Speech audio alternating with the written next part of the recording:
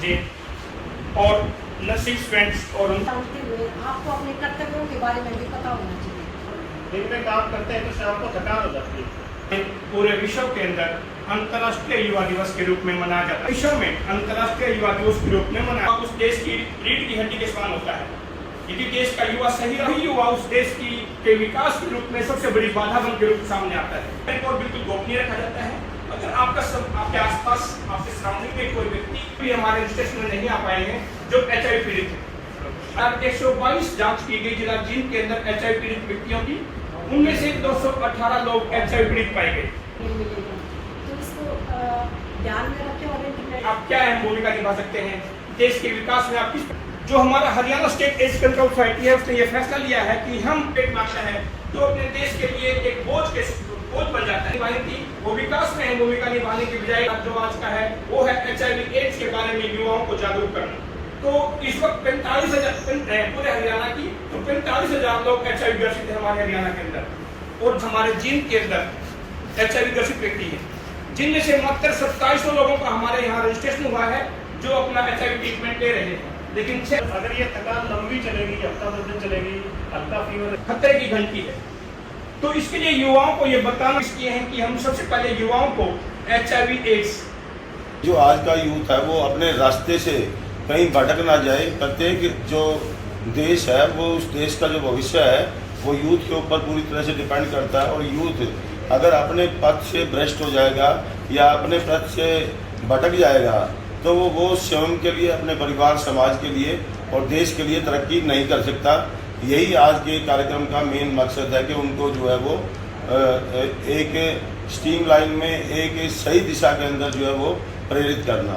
एक शिक्षा ही एक ऐसा माध्यम है जिसमें कि हम लोग जो है प्रत्येक यूथ को जो है वो गाइड कर सकते हैं कि उसकी अपनी जो बेसिक जिम्मेवारियां क्या हैं, अपने बेसिक कर्तव्य क्या हैं, अपने प्रति जो अधिकार है उसके बारे में उसको जागरूक होना चाहिए, और उसका जो जिम्मेवारी अपने आसपास के माहौल में, परिवार में, समाज में और देश के लिए जो बनती है उसके लिए भी वो उसको तत्पर होना चाहिए। अगर अभी हम अपने पेशेंट्स को हैंडल करें, डील करें, तो हम लोगों को मेडिकल प्रोफेशन में होते हुए इन चीज़ों का ध्यान अवश्य रखना चाहिए कि ये जो चीज़ें हैं, हेपेटाइटिस है, HIV है, एड्स है, ये अभी तक की ट्रीटमेंट और इलाज जो उपलब्ध है उसमें लगभग लाइलाज बीमारियां हैं। तो हम अपने थ्रू जो है कभी भी किसी भी तरह का कोई इस तरह का इन्फेक्शन एक व्यक्ति से दूसरे व्यक्ति को ना दें। के लिए ड्यूरिंग ट्रीटमेंट हम लोगों को ध्यान रखना है, और जब आप लोग अपने ग्लव्स हैं, सिरिंज हैं, सारी चीज़ जब डिस्पोज ऑफ करते हो उस दौरान भी आप लोगों को ये ध्यान रखना है, ये आपका बेसिक कर्तव्य है कि भाई बायोमेडिकल वेस्ट के दौरान भी आप लोगों को उनका डिस्पोज ऑफ ठीक तरीके से उचित माध्यम से करना है, ताकि जो उसको स्वीपर है हमारा जो क्लास 4 है, जो उसको बाद में इकट्ठा करके बायोमेडिकल के लिए सेग्रीगेशन के लिए हम लोग भेजते हैं, तो कहीं ना कहीं किसी असावधानी की वजह से उसको कहीं वो प्रिक लगे और वो भी जो है इससे इन्फेक्शन से पीड़ित हो जाए। ये समझा जाए कि यदि हम लोग अपने प्रोफेशन में किसी एक व्यक्ति को भी बचा पाते हैं तो वो हम लोग अपनी ड्यूटी के अंदर पूरी तरह से खरा उतरे। तो बेसिकली देखें तो ट्यूबरकुलोसिस जो है, TB है, एक इन्फेक्शियस डिजीज है जो एक बैक्टीरिया के द्वारा फैलता है। क्योंकि सभी आप लोग मेडिकल बैकग्राउंड से हो तो इसको अच्छी तरह से समझ पाएंगे कि बैक्टीरिया क्या है, वायरस क्या है, इतना बेसिक पता होगा आप लोगों को। तो ट्यूबरकुलोसिस जो एक बीमारी है, बैक्टीरिया से फैलता है। ऐसे मरीज हमारे पास लगभग 80% केसेज ऐसे होते हैं जो फेफड़ों को, लंग्स को अफेक्ट करते हैं।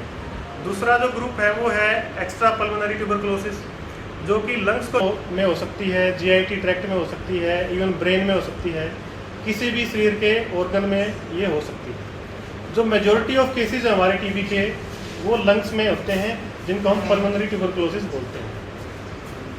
अब आगे ये है कि हम इसको आइडेंटिफाई कैसे करेंगे ट्यूबरकुलोसिस के पेशेंट को। तो इसमें एक बेसिक सा 4 सिम्टम्स का एक कार्डिनल कॉम्प्लेक्स है, सिम्टम कॉम्प्लेक्स, जिसके बेसिस पे हम प्रेजेंटिव TB पेशेंट को आइडेंटिफाई करते हैं।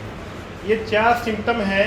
सबसे पहला इनमें सबसे इम्पोर्टेंट है sputum with cough more than 2 weeks duration, यानी कि 2 हफ्ते से ज़्यादा की खांसी जिसमें बलगम आता हो, ये सबसे मेन इसका सिम्टम है। तो ना जानते हुए आपको अपने कर्तव्यों के बारे में भी पता होना चाहिए। अब आप सारे एक मेडिकल लाइन से बिलोंग करते हैं, ट्रेनिंग के लिए यहाँ आते हैं, तो अलग अलग बीमारियों के बारे में तो हमारे व्यक्ति ने आपको सारा बता दिया।